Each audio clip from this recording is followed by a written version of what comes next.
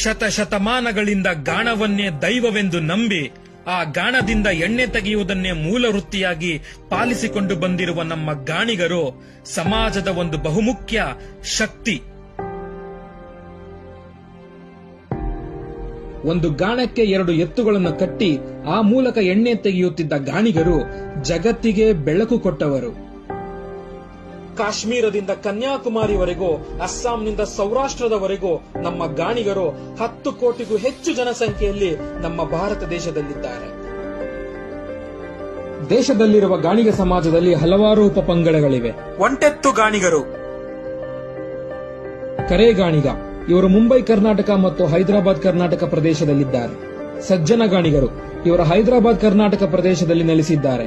ಇವರು ಬಸವಣ್ಣನವರಿಂದ ಸಂಘಟಿತರಾದವರು, ಹೀಗಾಗಿ ಇವರು ಲಿಂಗಧಾರಣೆ ಮಾಡುತ್ತಾರೆ.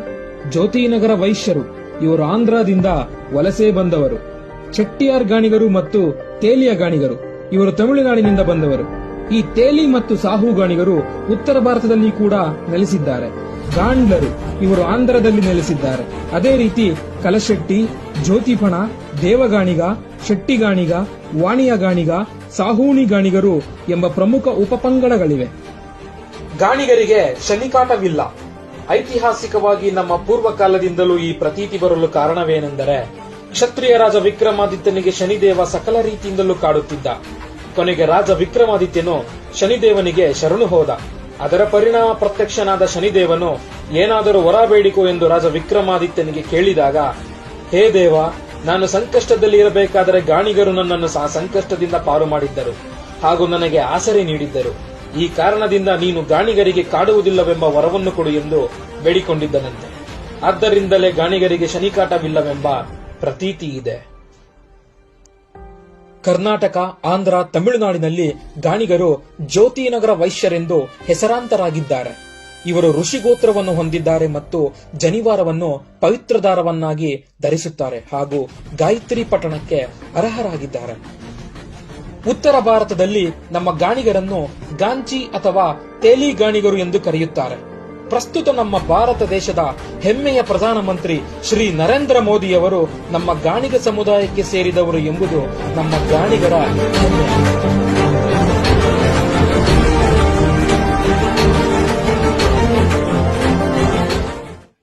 ಊರಿಗೊಬ್ಬ ಗಾಣಿಗ ಶ್ರೇಷ್ಠ ಎಂಬ ಗಾದೆಯಂತೆ ಪ್ರತಿ ಅಡುಗೆಗೂ ಎಣ್ಣೆ ಅವಶ್ಯಕ.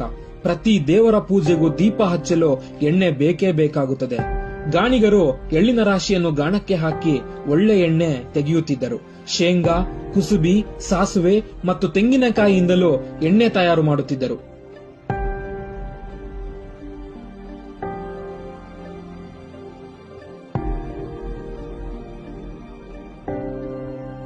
ವಿಜಯನಗರ ಸಾಮ್ರಾಜ್ಯದಲ್ಲಿ ಗಾಣಿಗರ ಪಾತ್ರ. ಶ್ರೀಕೃಷ್ಣ ದೇವರಾಯನ ಆಳ್ವಿಕೆ ಕಾಲದಲ್ಲಿ ಗಾಣಿಗರ ಸಂಖ್ಯೆ ಆತನ ಸೈನ್ಯದಲ್ಲಿ ಹೆಚ್ಚಾಗಿದ್ದವರು ಹಾಗೂ ಗಾಣಿಗರು ಬಲಾಢ್ಯರಾಗಿದ್ದವರು. ಇದೇ ಕಾರಣಕ್ಕೆ ರಾಜ ಮಹಾರಾಜರಿಗೂ ಹೆಚ್ಚು ಆಪ್ತರಾಗಿದ್ದುಕೊಂಡು ಸೇನೆಯಲ್ಲಿ ಕೆಲಸ ಕಾರ್ಯ ಮಾಡಿಕೊಂಡಿದ್ದರು. ಇದೇ ವಿಜಯನಗರ ಸಾಮ್ರಾಜ್ಯದಲ್ಲಿ ಗಜಪಡೆಯ ಉಸ್ತುವಾರಿಯನ್ನು ಗಾಣಿಗರು ವಹಿಸಿಕೊಂಡಿದ್ದವರು. ಇದೇ ಕಾರಣಕ್ಕೆ ಕರಿಯ ಕುಲ ಎಂಬ ಹೆಸರು ಇದೆ. ಮೊಟ್ಟ ಮೊದಲನೆಯ ಬಾರಿಗೆ ಭಾರತದ ಗಾಣಿಗರ ಸಂಘ ಸ್ಥಾಪಿತವಾಗಿದ್ದು 1926ರಲ್ಲಿ. ಅಂದು ಕರ್ನಾಟಕದ ಗಾಂಧಿ ಎಂದೇ ಹೆಸರಾಗಿದ್ದ ಹರ್ಡೇಕರ್ ಮಂಜಪ್ಪರವರ ಮಾರ್ಗದರ್ಶನದಲ್ಲಿ. ಆದಿಕವಿ ಸರ್ವಜ್ಞನ ವಚನದಲ್ಲಿ ಗಾಣಿಗರಿಗೆ ವಿಶೇಷ ಸ್ಥಾನ ಕಲ್ಪಿಸಲಾಗಿದೆ. ಎಳ್ಳು ಗಾಣಿಗ ಬಲ್ಲ, ಊರಿಗೊಬ್ಬ ಗಾಣಿಗ ಶ್ರೇಷ್ಠ, ಗಾಣಿಗರಿಲ್ಲದ ಊರಲ್ಲ.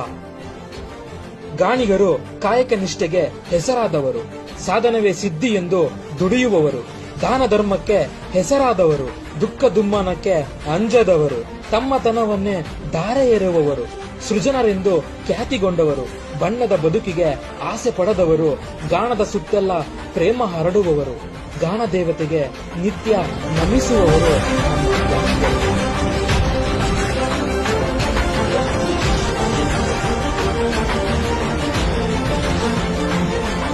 ಗಾಣಿಗರು ಪ್ರತಿಭಾನ್ವಿತ ಪ್ರತಿಷ್ಠಿತ ಕಲಾವಿದರು.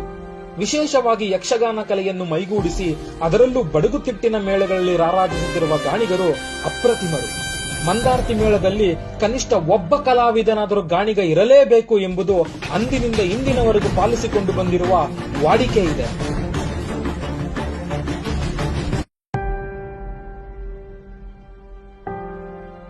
ಜನೋಪಕಾರಿ ದೊಡ್ಡಣ್ಣ ಶೆಟ್ಟರು.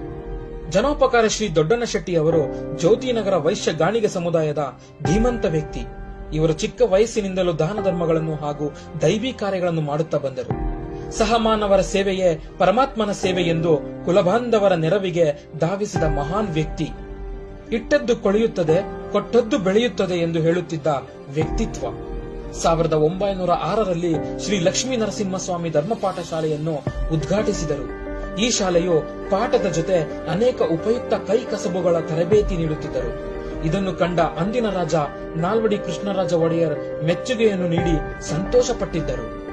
ಈ ವಿದ್ಯಾಸಂಸ್ಥೆಯ ಪ್ರಯೋಜನವನ್ನು ಇತರ ಜನಾಂಗದವರಂತೆ ಜ್ಯೋತಿನಗರ ವೈಶ್ಯ ಗಾಣಿಗ ಜನಾಂಗದ ಮಕ್ಕಳು ಸಹ ಪಡೆಯಬೇಕೆಂಬುದು ಆಶಿಸಿದರು. ಗ್ರಾಮಾಂತರ ಪ್ರದೇಶಗಳಲ್ಲಿ ವಾಸವಾಗಿದ್ದ ಬಡ ಕುಲಬಾಂಧವರಿಗೆ ಶಿಕ್ಷಣ ಕೊಡಿಸಲು ಸಾಧ್ಯವಾಗುವುದಿಲ್ಲ ಎಂಬುದು ಅರಿತ ದೊಡ್ಡಣ್ಣ ಶೆಟ್ಟಿರವರು ಅಂತಹ ಮಕ್ಕಳಿಗಾಗಿಯೇ ಶ್ರೀ ಲಕ್ಷ್ಮೀ ನರಸಿಂಹಸ್ವಾಮಿ ಆಶ್ರಮವನ್ನು ಸ್ಥಾಪಿಸಿದರು.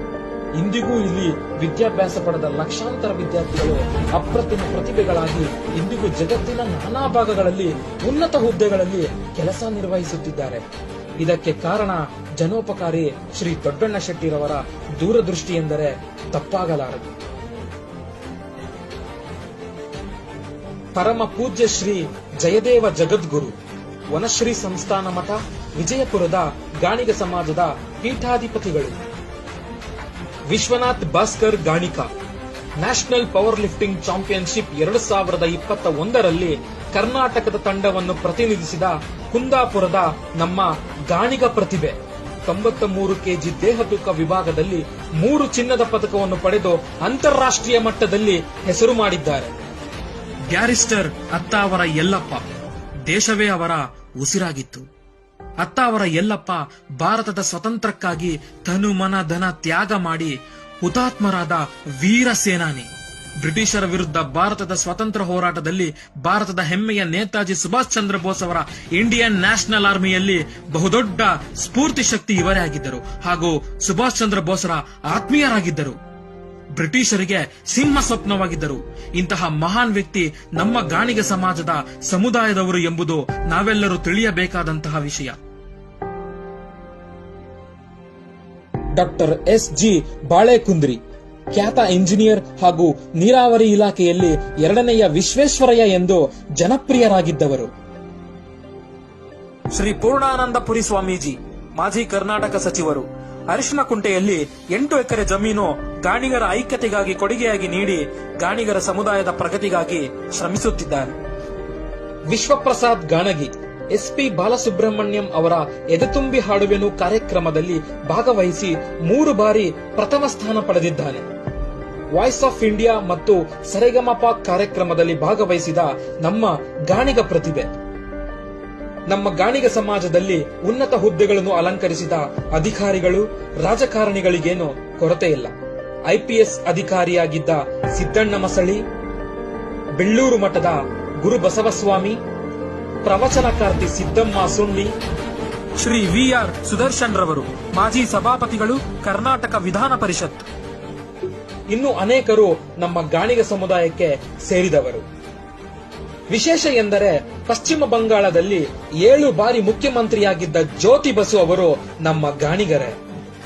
ಮುಳಬಾಗಿಲು ಶ್ರೀ ಶಾರದಾ ವಿದ್ಯಾಪೀಠದಲ್ಲಿ ಶಾಪೂರ್ ಕೃಷ್ಣಯ್ಯ ಶೆಟ್ಟಿ ನಿರ್ಮಿಸಿದ ಸಂಸ್ಥೆಗಳು ನಮ್ಮ ಗಾಣಿಗ ಸಮುದಾಯದ ಹಿರಿಮೆಯನ್ನು ತೋರಿಸುತ್ತಿದೆ.